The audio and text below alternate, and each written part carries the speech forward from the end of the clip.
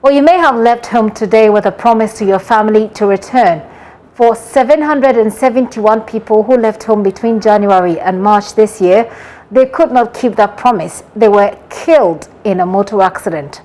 That is why JoyNews, together with the National Road Safety Authority, has for over a year now been preaching safety on our roads and has led to our latest hotline documentary, Crushed. It is produced by Seth Kwame Boateng. Not all people who died from road traffic accident got their families to even hear about the unfortunate incident or death. In various mortuaries across the country, there are such bodies there waiting for families to reclaim them. The Kwamfanochi Teaching Hospital mortuary is one of them. This part of the hospital is undoubtedly the quietest. Those autopsies have been done on them already, have been tagged and lie on an aluminium trolley placed inside the refrigerated body store. In another room behind me are other lifeless bodies on embalming tables. Some have been opened up already for autopsy. There are others, however, waiting to be investigated. An accident body is one of them. This middle-aged lifeless man got severely injured in the accident that brought him here. His broken bones are all sticking out.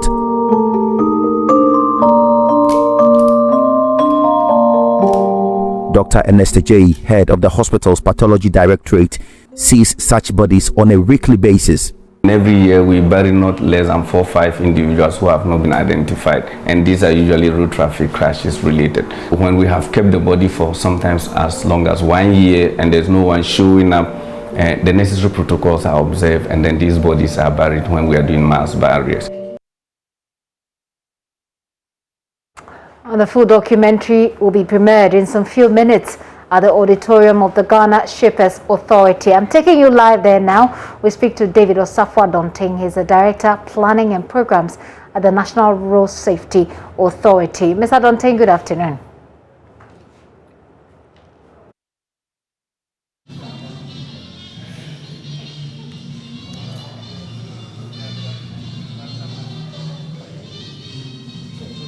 There you are. Talk to us about the program and the expectations that as Road Safety Authority you have.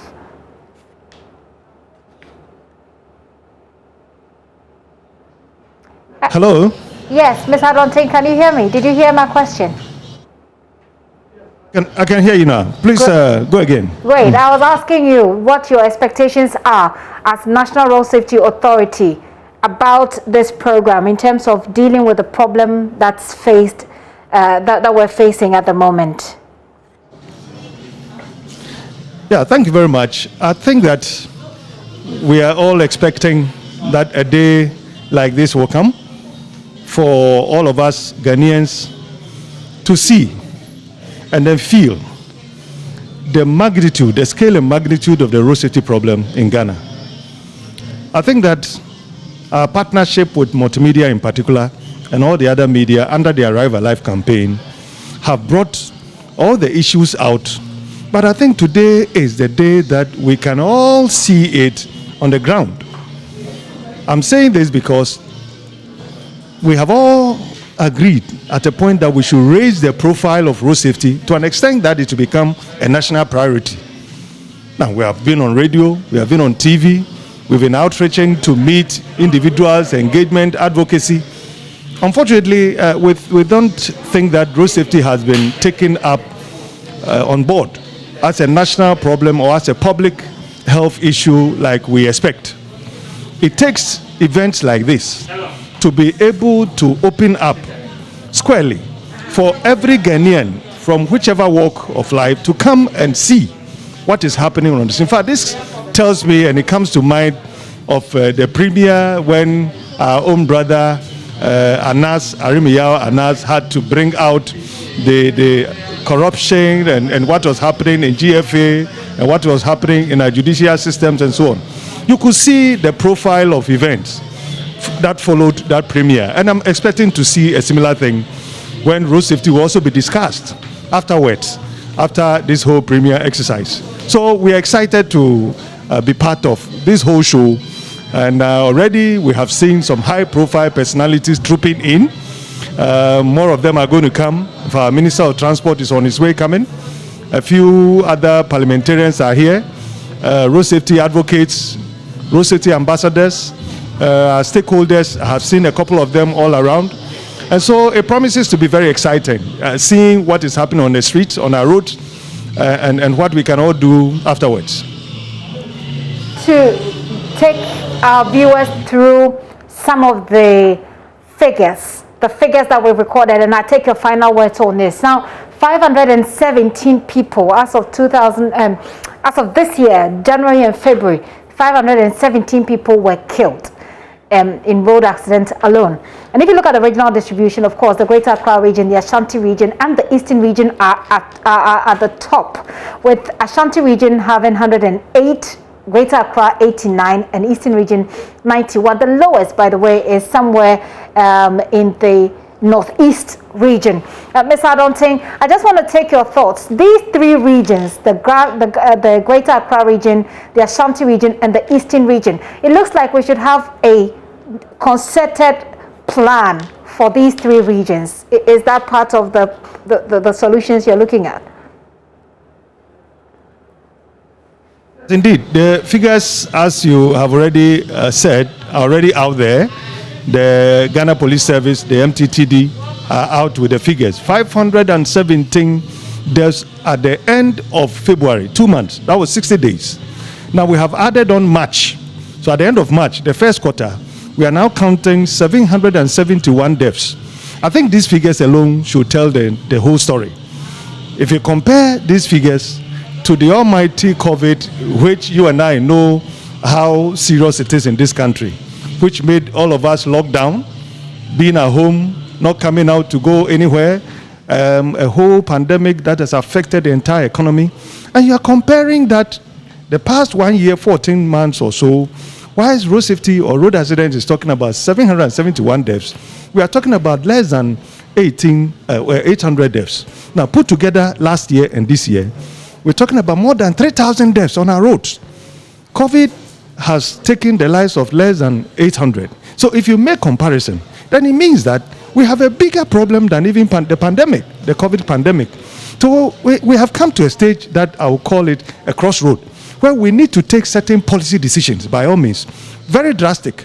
We must, as a government, as a people of Ghana, look at how we can invest in road safety, invest in management these crashes. Look at the circumstances that are leading to the crashes. The motorcycle problem is there. The towing service, the towing disabled vehicles are also there. We're talking about a lot of travels on our streets, the heavy goods vehicles traveling all the way from Accra on our network. We're talking about dualization of our highways. We're talking about training, formal training for our drivers. We're talking about entire engagement and sensitization, education of our people. It goes with money. It goes with commitment. So much as we are using this particular occasion to bring to the attention of policymakers, we're also looking at policy implementers to be up and doing, to remove laxity, so that we can hold the bull by the horn, move in straight away to deal with the situation one-on-one the way we see it. Now, failure of us to show that commitment in terms of investing funds, money, in terms of showing commitment from our levels, politicians, stakeholders, transport operators, road users, all of us must hold the situation and do everything we can to save the situation. Otherwise, gradually, people are dying. Okay. The people are going. Children, adults, men, women, and so on. And I think that we want to take advantage of this opportunity to thank Multimedia for coming this far.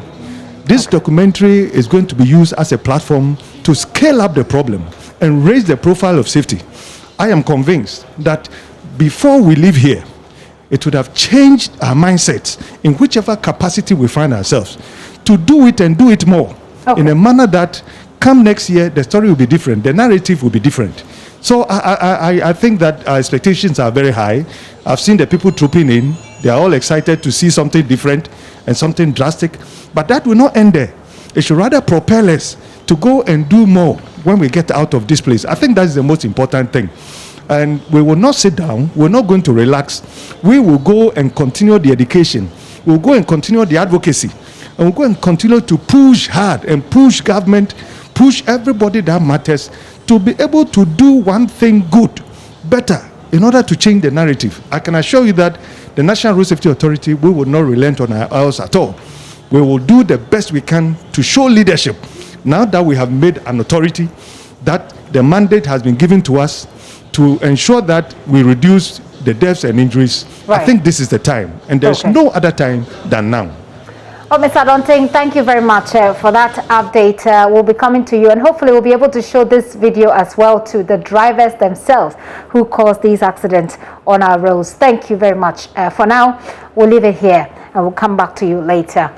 Mr. Adonting, there is a Director of Planning and Programs. David Osafo Adonting is Director of Planning and Programs at the National Road Safety Authority. Let me take you through the figures again. By the way, I've just been alerted that these figures, by the way, have gone up.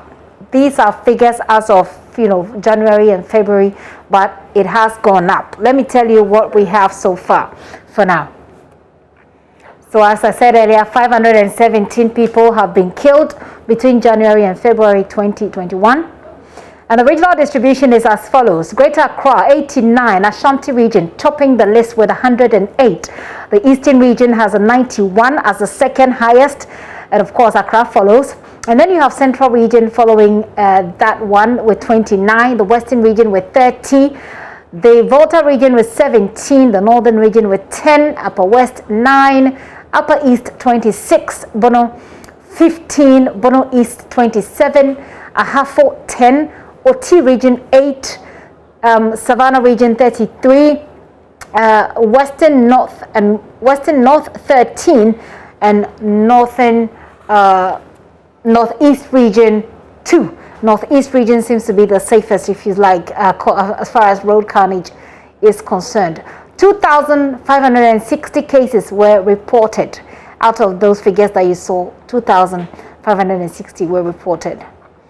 And out of that, 2,560, 1,581 were all commercial cases. So commercial vehicles obviously highlighted there. And then motorbikes. So motorbikes and commercial vehicles cost 974 out of that. Those cases were motorcycles or involved motorcycles. Also, 2,766 pedestrians were knocked down. 2,766. That's just between January and February. If we're talking about the people who were killed, 771 persons were killed between January and March of 2021. Like I'm saying, we are told that these figures have gone up. These came in a bit more earlier. So 771 persons killed between January and March 2021. I want to take you back to the auditorium where we're premiering our latest Hotline documentary. I'm connecting with Manuel Kranting, who is standing by with Seth Kwame Boateng. Manuel, take it over. Yeah, so Gifty is just a couple of minutes away when we'll begin the full screening of that documentary that we've all been waiting to see. And just like you said, I have the producer of that documentary, Seth Kwame Boateng. Seth, first of all, congratulations. This is massive, massive job. Tell us, how did it get here? What did you go through to put this together? So I must congratulate all of us. We all did it together. And I thought of how or what we could do as a media house to help reduce road crashes on our roads, because we can't sit down for over 2,000 lives to go just like that every year. So I had to think of what I could do to paint the picture for all Ghanaians to appreciate the magnitude of the problem. That's why we put this together, and we had to really go to some places that would, as it were, shake Ghanaians so that they would understand the need to appreciate safety on our roads. Well, as you're putting this together, from just what you've said, I'm getting a sense that in putting it together, you got a picture that people are really not appreciating the magnitude of what we are dealing with. Paint to us a picture of how negligent people have been with the issue of road safety. people have been really negligent, so wrongful overtaking, not respecting the road markings and all those things, jumping red lights and all those things were not helping. So we needed to put this together so that we can show Ghanaians. It's about starting, and they are asking me to... I know it's about starting. Just finally, what are we to expect from this document? How people are dying needlessly. That's what we are going to see. And you heard it from the horse's own mouth. Thank you very much, Seth Kwame Boateng. How people are dying needlessly, and what we need to do to make sure that this particular, deaths that we're seeing on the road is ended. So Gifty is just about starting, and we are entering to give you a picture of what's happening in here, and then we can hand over back to you in the studio. So we have the dignitaries here. I've seen the National Security Minister, the Honorable Kandapa, who's here. I've seen Governor Kwame Agboja, who is the minority spokesperson on roads and transport. And so the event has started, and Gift, if you can hear me, we're just handing over back to you right about now. We have many dignitaries amongst us who we will take a minute to acknowledge. Where the Premier is going to start, of course, for policy makers, for people with influence to make their own judgment and to influence their decisions subsequently. Hopefully, also, those on the roads themselves get to see this documentary. We'll take you there again shortly. In the meantime, head of the emergency at the Kolebu Teaching Hospital has revealed that the facility receives an average of 10 accident cases daily. Dr. Frederick Kwating spoke earlier on the AM show.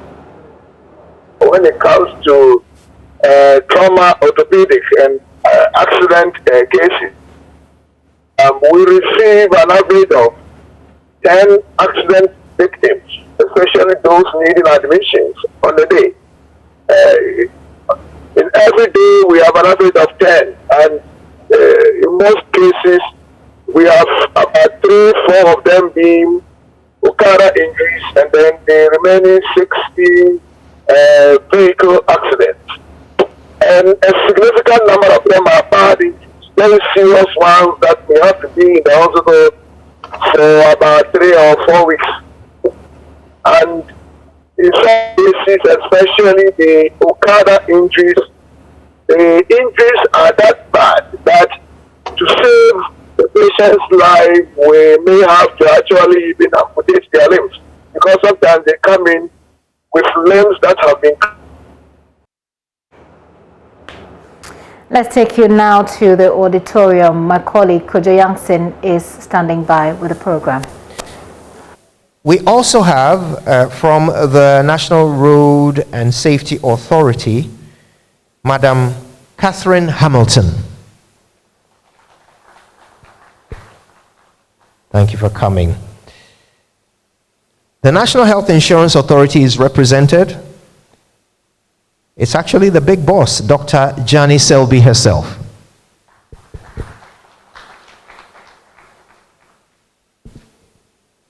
We have from the GPCC, James Kofi Abe.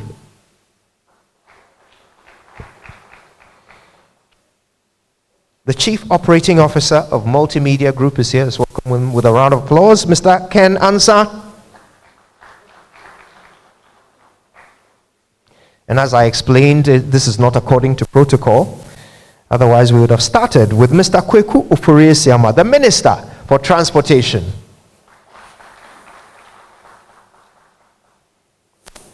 From Cooperative Transport, let's welcome Mr. Edward Hoffman.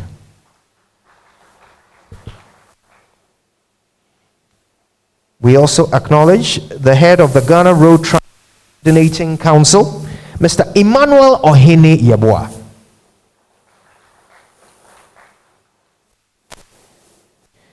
From the DVLA, Mr. Kafui Semebo. Representing JAP2, let's put our hands together for Mr. Ibrahim Musa.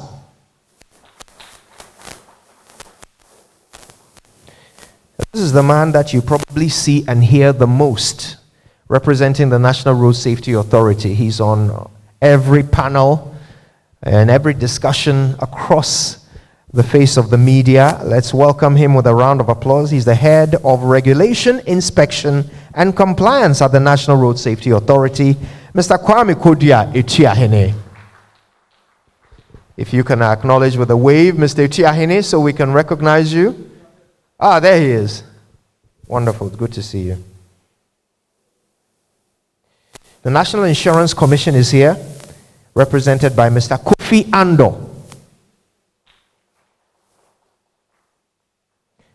The chairman of the Road Safety Association of Ghana, Nana Ano Amihie II.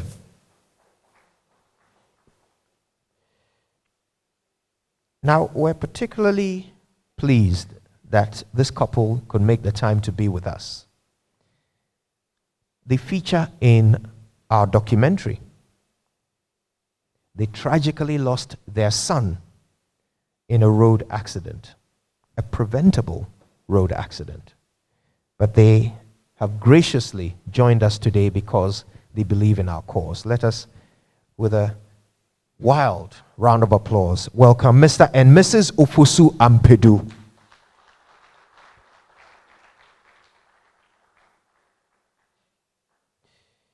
Ranking Member of Parliament on the Roads and Safety Committee. Roads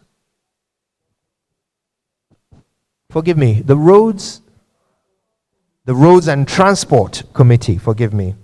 Mr. Kwame Abuja is here.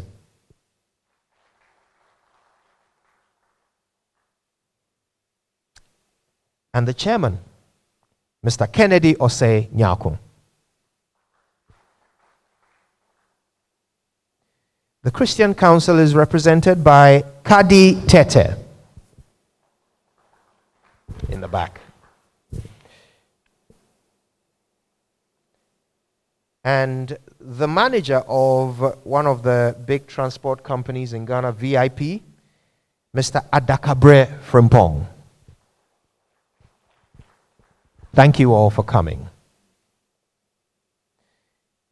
Now, to help us understand why we are here, we have a welcome address from the Programs Director of Joy, Mrs. Edem Knight Tay.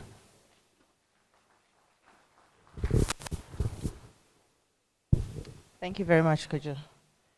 Good evening, ladies and gentlemen, and all protocols observed. On behalf of my COO, Mr. Kenansa,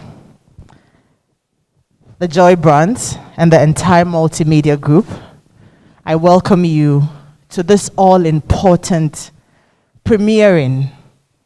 It is the premiering of Crushed, the latest JoyNews documentary by our own award-winning Seth Kwame Boateng. It has been over a year since the multimedia group, led by the Joy Brands, started this daily road safety campaign. We have dedicated time, efforts, and significant resources to this campaign with one singular purpose. If our awareness and education saves even one life from being snuffed out by preventable road accidents, it will all be worth it. The multimedia group led by the Joy Brands has been waging a relentless war against indiscipline on our roads, which leads to injuries and death. The statistics are alarming. And as this documentary proves, there is a tragic story behind every single one of these fast increasing numbers. Today, we are pleased to be joined by all the key stakeholders: the National Road Safety Authority, the Ministry of Transport, the Driver and Vehicle Licensing Authority, the Motor Transport and Traffic Directorate of the Ghana Police, who are battling alongside the multimedia group under the National Arrive Alive campaign. We wish to assure our audience on whose behalf we are executing this initiative that as long as we remain in business, the multimedia group is committed to driving the Drive Safe initiative. We will not stop, and I repeat, we will not stop until we see a change in attitudes across board. Not just from drivers and motorcyclists, but from pedestrians. We're talking about passengers, the police, policymakers, and state institutions whose actions and inactions have all contributed to the carnage we see on our roads. The WHO describes road traffic injuries as a neglected pandemic. And in Ghana, the alarming numbers are indicative of a threat to our national security. It is even more heartbreaking when we consider the fact that all these deaths and injuries are preventable. They are preventable. We hope that the shocking and heartbreaking images in this crashed documentary will move us all one step closer to that life-saving attitudinal change this nation desperately needs. The Joy Brands and the Multimedia Group urge us all to drive safe at all times. When you part ways with your loved ones, be they private car owners, be they commercial drivers, be they company drivers, or even motorcyclists, please remind them to drive safe. Safe driving saves lives. So, drive safe. And that is the reason we're gathered here this evening. Thank you very much. Kojo, please take it over. Thank you very much, Mrs. Edem Knight-Tay. Let's also acknowledge the Executive Secretary of the PSC who joins us. That's Madam Mabel Amwakon Atta. Let's have a wave so we all know. There she is. Hello. Thank you very much for coming. Okay, so here's how the evening is going to go. We're going to have a couple of statements, and then we'll have the address from the Transport Minister, and then we'll watch the documentary. And once that is over, we'll have a brief interaction amongst ourselves, particularly the stakeholders who are here gathered, so that perhaps we can get some action points on what to do from what we see in the documentary. And then we'll have a vote of thanks, a prayer, and we're off home. Now, before I call our first speaker, let me acknowledge the man who actually came up with the Arrive Alive slogan and campaign. He's here tonight. We're very honored to have him. He's Chief Titi Owusu Norte. Thank you very much. And we will be hearing from him in a short while. Before that, though, he's the Director General of the NRSA. Let's welcome him with a round of applause as he delivers his statement. She delivers her statement.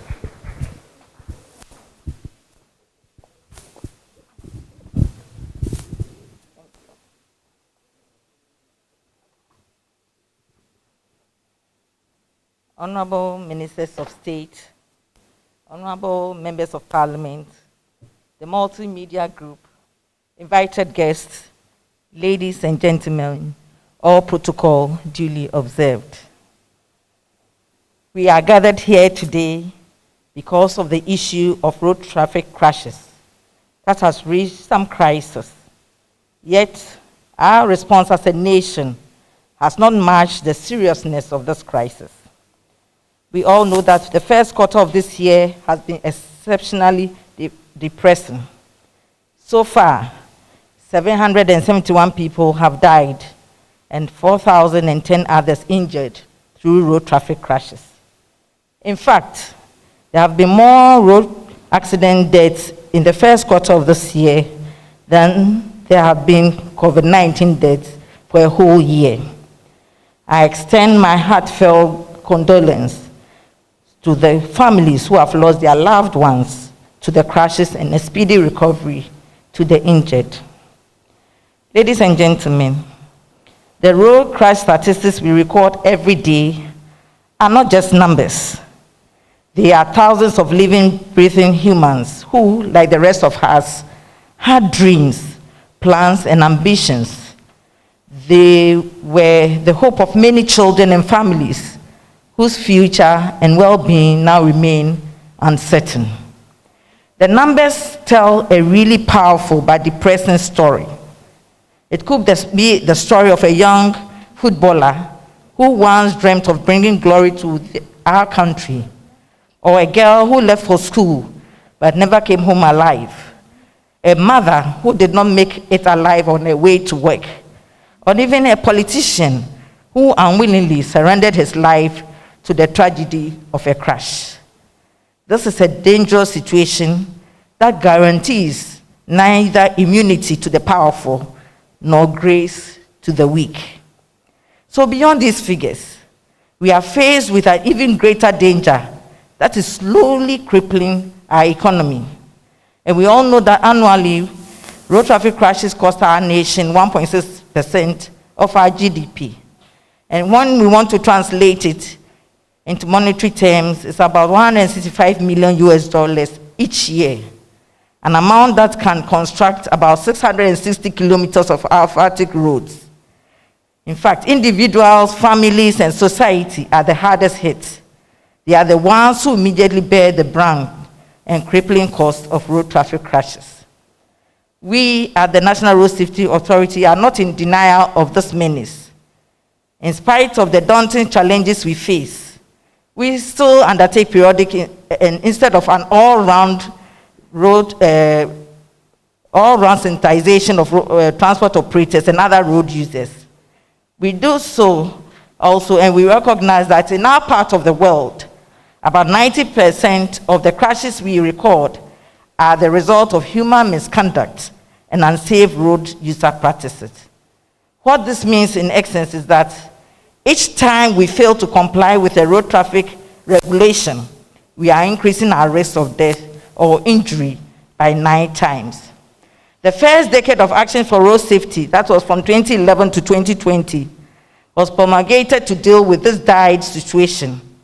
Under it, we developed our strategies and action plans to stabilize and reduce road traffic deaths by half.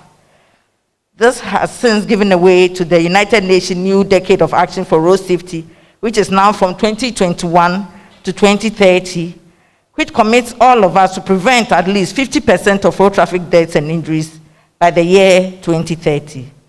But we, as a nation, are we really up to the task? Given the chronic indiscipline on our roads and the occasional laxity we face from policymakers and implementers, are we truly up to the task? For us at the National Road Safety Authority, a safe road transport regime remains non-negotiable. That is why in October last year, our Minister for Transport launched the Arrive Alive campaign with the simple objective of influencing a positive change in road user behavior and removing laxity on the part of policymakers and implementers. If ever we are to make a headway in our quest for safer roads, then we must step up our law enforcement game. The people who matter, and indeed those at the helm of affairs, should cease interfering and allow the MTTD to enforce the road traffic regulations. All stakeholders should support the NRSA to regulate the road transport sector for our own good. And so we must chart a path that places value on our lives as road users above all consideration. More importantly, we must dedicate ourselves to investing more in road safety. According to 2018 World Bank study, countries that fail to invest massively in road safety could miss out between 7 to 22% of per capita GDP growth over a 24-year period. On the other hand, a 10% reduction in road traffic deaths raises per capita real GDP by 3.6%. The choice is all ours to make. Ladies and gentlemen, we are assembled here today for one singular purpose: to premiere the road safety documentary titled Crashed. When Seth Kwame Boateng approached me some months ago with the idea, I was very excited. I've seen some really wonderful human-centered documentaries he did in other sectors. And I could tell by my observation that such a similar work about road safety will give boost to our advocacy and regulatory drive as an authority. I never imagined that it could be done so soon. Nonetheless, we decided to collaborate with and extend all the necessary support to Seth and his team at JoyNews. What we are going to see today is a result of his hard work, and so I want to personally and on behalf of the authority commend him and his team the remarkable work done. I also want to use this opportunity also to congratulate Mr. Titi Notedria also, since I've worked with him since I entered the authority in 2005, for the wonderful work he's been doing also on road safety. Our ministry, the Ministry of Transport, has been very supportive of our efforts and have overseen our transition into a full authority.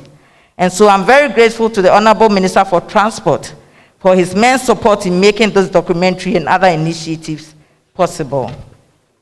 For all of us here and outside, what is captured in the documentary are not just telltales. It is the everyday reality of many men and women, children and adults, young and old, who had to succumb to the surge and deadly impact of road traffic crashes. I think we need to apologize for the graphics content in the documentary, but after watching it, we have the stake choice of either going back to do business as usual or chart a new path that ensures our individual and collective safety. We must live here determined to be better and responsible road users, stakeholders, and policymakers. Thank you for your attention, and God bless.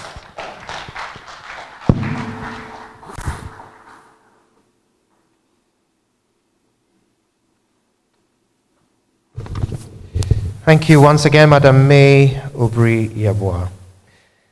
She, of course, is the Director General of the NRSA. Let's acknowledge a few more dignitaries. Representing the Bloomberg Initiative for Global Road Safety at the AMA, let's give a round of applause to Mr. Osei Kufuor. The Acting Chief Director of the Ministry of Transport, Madam Mabel Sego, is here. A round of applause.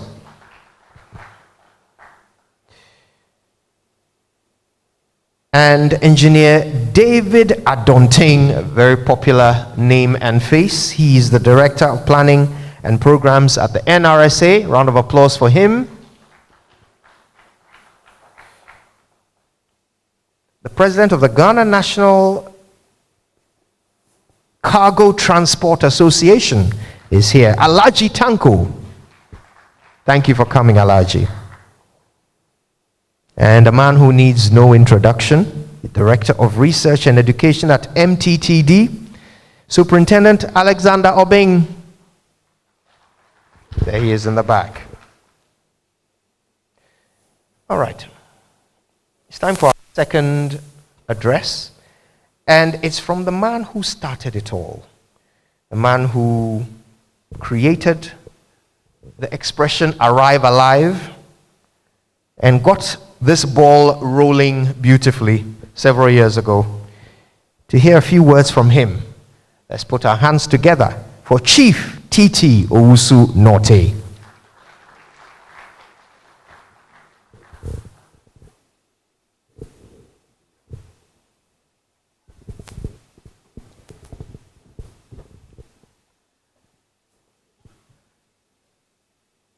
Good afternoon, ladies and gentlemen.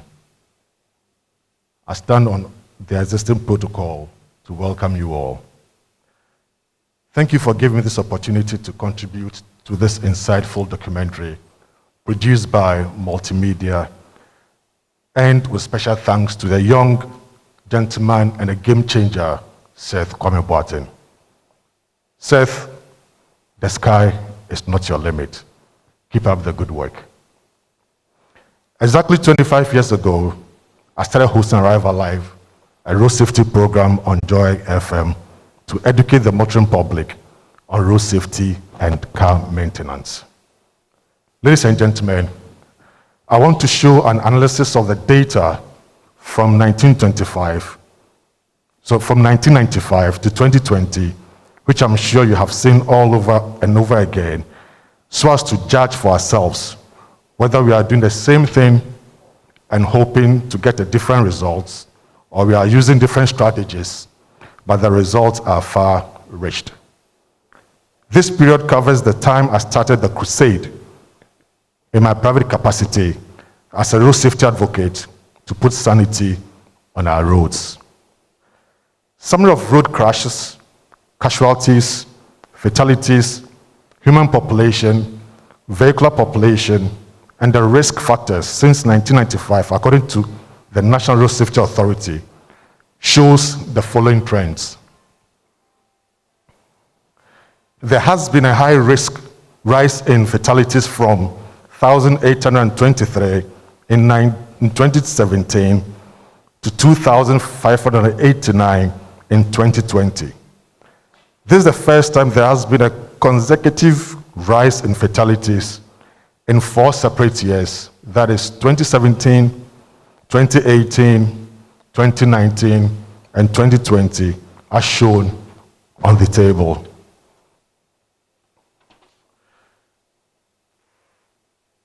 How far have we fared? A casual look shows that the little effort we put in safety interventions have yielded some positive results. The do-nothing scenario would have been worse, taking into consideration the increase in human and vehicular population, the sophistication in design of vehicles, and increasing the number of good roads in our cities that attract speeding vehicles. However, deaths and injuries could have gone down drastically if attention in terms of funding, capacity building, political support, among others, was given to the law enforcement, National Road Safety Authority, the transport operators, the drivers, etc. Also, other alternative transport systems should have been deployed by now to ease road transport. Example, affordable airfares, rail, light rail, and tram. So what do we do? All year round, road safety education and training, non-interference with the work of law enforcement agencies like the police and regulatory bodies, i.e. DVLA, National Road Safety Authority, must take precedence in the fight to save lives on our roads. The police regulatory bodies must be allowed to enforce the Road Traffic Act, road traffic regulations, among other laws, without fear or favor. Enforcement being the weakest link. In European countries and elsewhere, like Rwanda, the law is no respecter of persons. Here in Ghana, people know they can escape by calling on one person in authority to come to their aid and so misbehave on the roads. In fact, now almost all four-wheel drives go against traffic regulations, assuming some untouchable postures by their users. The abuse in the use of sirens has risen to uncontrollable level above what is stipulated by the law. Ladies and gentlemen, politicians, pastors, car rental companies are the most culprits unlawfully installing sirens in their vehicles so that they can flout traffic regulations. All that they need is to have an SUV, tint the glasses dark, go out there and get it installed. Ladies and gentlemen, tinting of glasses beyond the stipulation road traffic regulations, LI 2180, is an offense. The heartbreaking aspect is seeing our law enforcement agencies looking on and allowing these vehicles to break the law because they are the elite in our society. The elite who owns the four-wheel drives are breaking the law with impunity with the support of the police. How do we then clamp down on Okada riders? Is it because when the Okada riders are arrested, they cannot use the phrase, "Do you know who I am?" or pick a phone and call a big man, a big woman for him to be released. War and the carnage on our roads. We need a more serious approach as a nation if we are to ever win the war on the carnage on our roads. From the executive, legislature, judiciary, all the way down. Those in authority should set good examples for the rest to follow. Should it take the President of the Republic to make such a pronouncement before we all abide by the rules and regulations? We need to sit up as a nation, otherwise road traffic facilities will wipe us out, not COVID-19, when all human and financial resources are currently being pushed to. Road traffic crashes should be seen as a serious public health issues as well as national security threat, and maximum attention paid to it, just as is being done to COVID-19. Road safety education. Ladies and gentlemen, I cannot conclude my speech without touching on the importance of driver education. Several years ago, I produced and hosted two TV programs, Fast Lane and Drivers Academy on GTV, designed to give all road users vital education on traffic regulations, vehicle maintenance, and general safety on our road. As part of the program, my crew and I visited various lorry parks and spoke to many drivers, some of which have 30 years driver experience. Many of these self-acclaimed experienced drivers could not recognize simple road signs. We heard the most outrageous meaning of signs. Winding road ahead became snake crossing. Cattle crossing became Nentwie Choba. If drivers on our roads cannot interpret basic road signs, how are they operating commercial vehicles? My recommended way forward, among others, include: 1, we need a champion like the President of the Republic to move this agenda forward. The President should broadcast to the nation that road traffic crashes is a killer, and he expects all stakeholders to perform their duties without fear or favor. 2, driver education and law enforcement should be a priority. 3, better roads and dual carriages with enhanced safety features are equally necessary on our major highways. 4, Okada must be stopped. The sharp upward crash trend from 2017 to 2020 could be attributed to the rapid increase of motorcycles and tricycles for commercial purposes and their knocking down of pedestrians. This trend is on the increase because of the lack of employment opportunities for young people. It is important that relevant authorities address this as well so as to minimize the use of Okada as a means of earning a living. 5, an integrated, efficient, effective, enhanced public transportation system is required in the medium term to long term. A more reliable mass movement transportation must be deployed, especially in our major cities and roads, to address the canker. Finally, ladies and gentlemen, I believe it's time for all stakeholders to stop paying lip service in fighting these menace, and rather put on our boots to act and ensure these efforts are sustained for positive results. Thank you for your attention. Thank you. Thank you very much. A round of applause once more. Mr. Titi Owusu-Nortey, Chief Titi Owusu-Nortey. Okay, we have one more address from the minister to go. Before that, though, let me acknowledge Madam Irene Mesida, Director of PPME at the Ministry of Transport. All right. So we're now going to hear from the Minister of Transport, after which we will watch the documentary. Wouldn't you like to meet the person who made the documentary? I'm not hearing the enthusiasm in the room. Yes? Yes? Okay. All right. I'll introduce him to you in a short while. But right now, with a round of applause, let's welcome the Minister of Transport of the Republic of Ghana.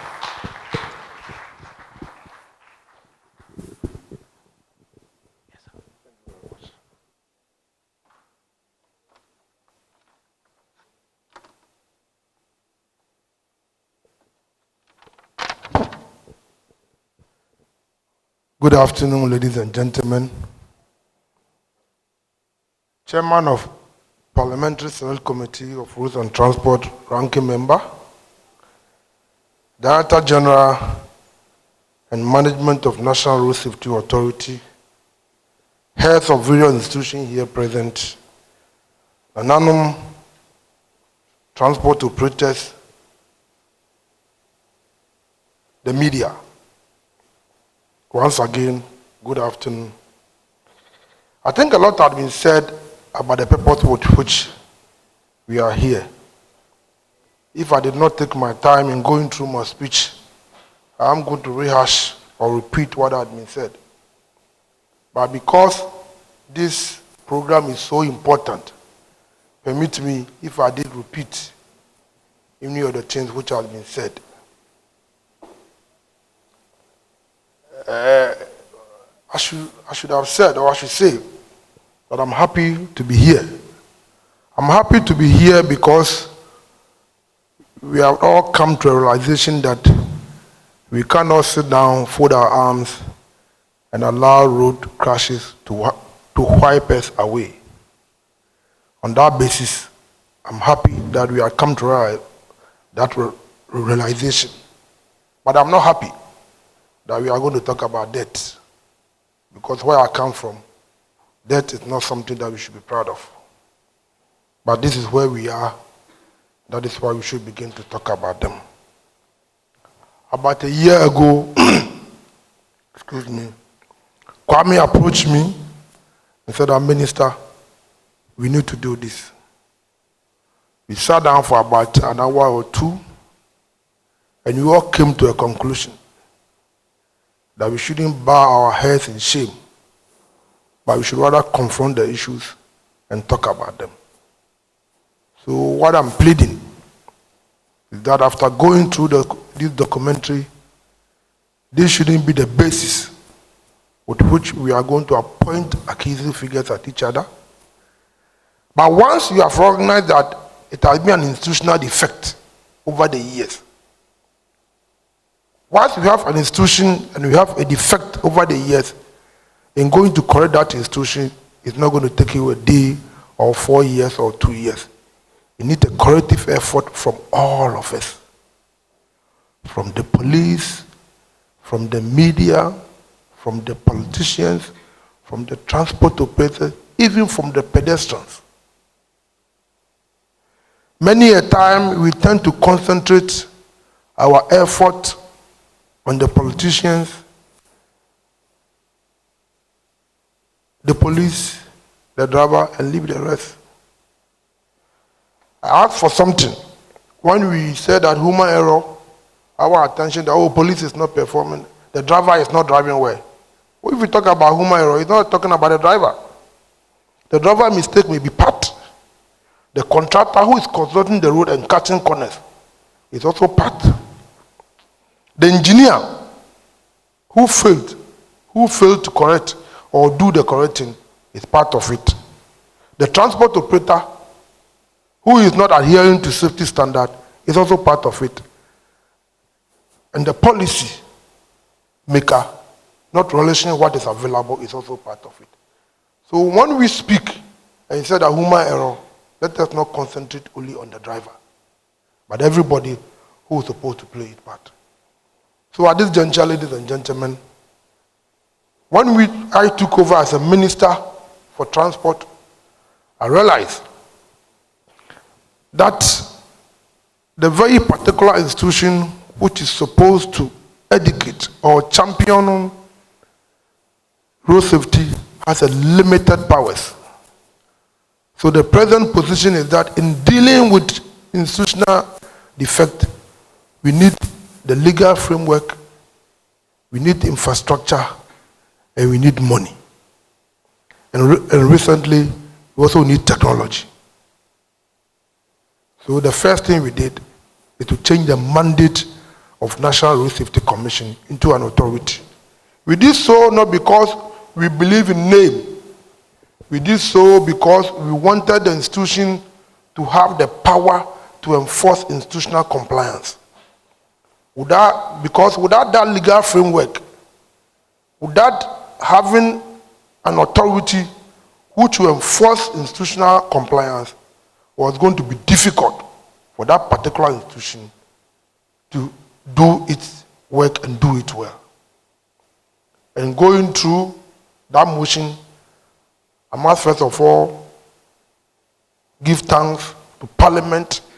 At that time, Chairman Aipe and Kwame, myself, we needed to go through, including my staff, a very laborious regime to have it changed. And for me, it is one significant thing that the President have done. And I'm saying that there's institutional defect. You will not see its result today, but going forward, I think it will manifest what is that we need to do. So ladies and gentlemen, apart from what we have done to raise the awareness of National Road Safety Authority, we have also come to a conclusion that we cannot have a transport operating system without a regulator. And when Chief Titinate was talking, I realized in his speech there was no regulation. Putting all the transport operators together, there wasn't anybody to regulate them. So I'm appealing to the transport operators that going forward, as part of the new order that we are bringing together, or all of us want to put ourselves together, the National Road Safety Commission authority, ladies and gentlemen, is going to regulate the transport operators. And it's not going to be the way that they are going to stampede you, or they are not going to allow you to do your work. But I think it is important that this important work that all of us are doing, you must come under one umbrella so that we must know what it is that we need to do. How is it that air transport has a regulator, but when we come in terms of transport, road transport services, being regulated has become an issue. And I think that at this point in time, we should all try and support the National Road Safety Authority as they are about to embark in the process of regulating the transport unions. Ladies and gentlemen, like I said, a lot have been said. I do not intend to speak or give long speeches, but I want to appeal to all of us in this room, especially the media. And I think that I'm choosing my words well, so that tomorrow I will not be misconstrued. They said that the minister said this, and he said that, please, I'm appealing to you, whether we like it or not, we have one institution which is supposed to enforce regulation. And I'm appealing to all of us that going forward, they may not be the best institutions that we have, but that is what we have, and we must protect it. Let us all try to support the police to do their work by enforcing regulation or safety regulation on our roads. Chief Nate said that, yes, there may be power somewhere calling them. Oh, the media man and the media. Chief, because he's a media man, he talked about politicians and the police. So you to allow me to talk about the media. It's a shared responsibility. Road safety is a shared responsibility. And all of us have an individual responsibility to play. If the policeman goes to arrest somebody or a taxi driver or a truck driver who has not done the right thing, the media will be the first people to go and give the mic to the people and say that, hey, why are you there? And the police in the jail. What did you do? Without talking about, then they will go and they will run their story. Because good news is no news. Bad news is always news. I'm also appealing to you that knowing or having come to where conclusion that where we are going, if we did not all come together, we are going to have an albatross on our neck. Let them know that the police has overall responsibility to enforce regulations on our roads. I'm not saying that they are without fault. I will be the first. Look, I have my issues with them, but where I come from, it's not every issue that we say it in public. There are some issues that you have to call your grandfather or your uncle or your child to the room and advise him. But once they have that public duty to perform, please let us support them. Because with all the education that we are doing, with all the infrastructure, with all the policy that the media is asking the policymakers and government to put in place, if we did not support the police, it will come to a naught. I always said that this is my 5th year of being the Minister for Transport. I don't think anybody can say that government hasn't done anything, the police hasn't done, or the media hasn't done anything. What about the driver who is driving the car? Granted, the government has not constructed any road for the past 5 years. The police are not on the road. The driver who is driving the car, take your life into your own hands. It behoves on you to make sure that you protect yourself and protect the passenger in the car. Last but not the least, I thank all of you for having made time to come here. Living here, let us say or resolve that this is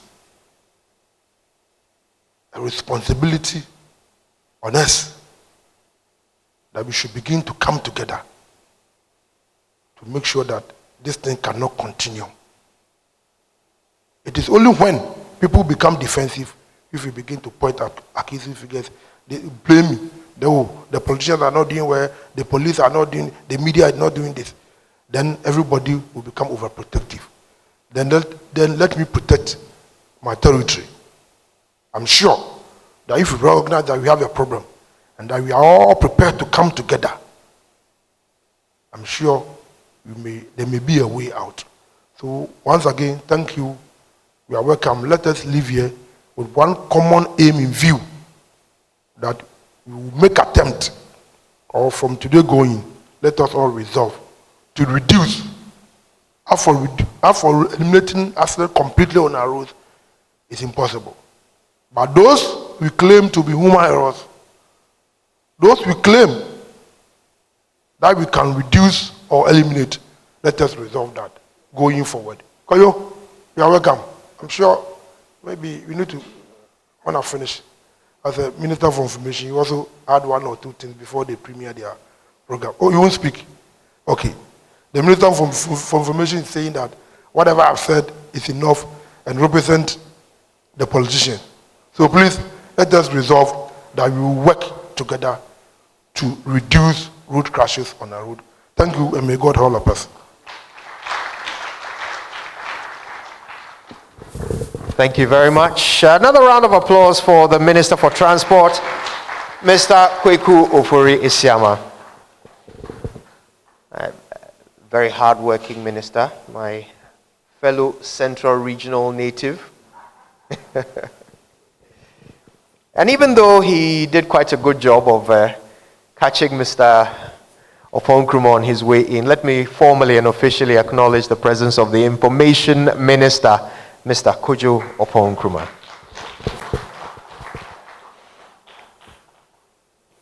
Okay, so I think we're ready to watch this documentary. But before that, I'd like you to meet a couple of people. We're going to meet Seth before we start. But before that, let me introduce the man under whose tutelage, mentorship, management, Seth Kwame Boateng became the award-winning journalist.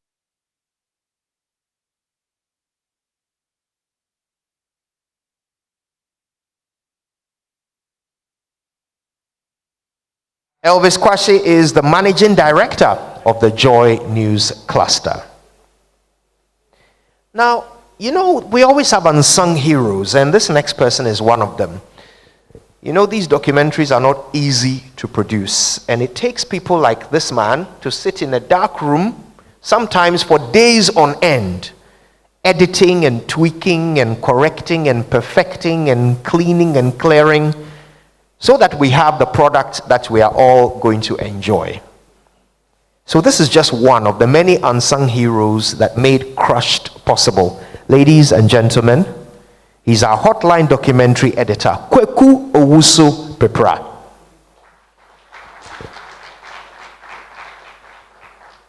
Of course, Kweku represents the camera crew, the sound people, the lighting team, the editors and other correspondents and journalists who all contributed to this work. It's a JoyNews Hotline documentary produced by Seth Kwame Boateng.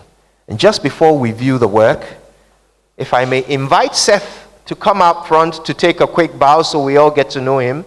Ladies and gentlemen, the award-winning JoyNews journalist, Seth Kwame Boateng.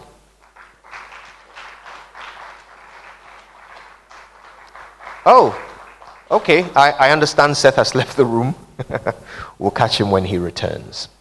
But I guess that means we can go straight to the order of business, which is the viewing of this documentary. I must warn you that there are some rather disturbing images contained in this documentary. I will warn you, but I will not apologize, because the shock is intentional. We need to shock ourselves out of business as usual if we are going to save lives. So without further ado, ladies and gentlemen, the JoyNews documentary, Crushed.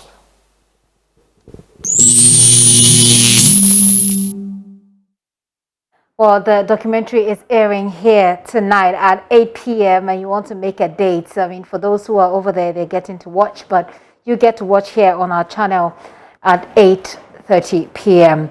I'm Gifty Andopia. There is more news at My Joy Online. 8 p.m. I beg your pardon. It's showing at 8 p.m. I'm Gifty Andopia. There's more news at myjoyonline.com.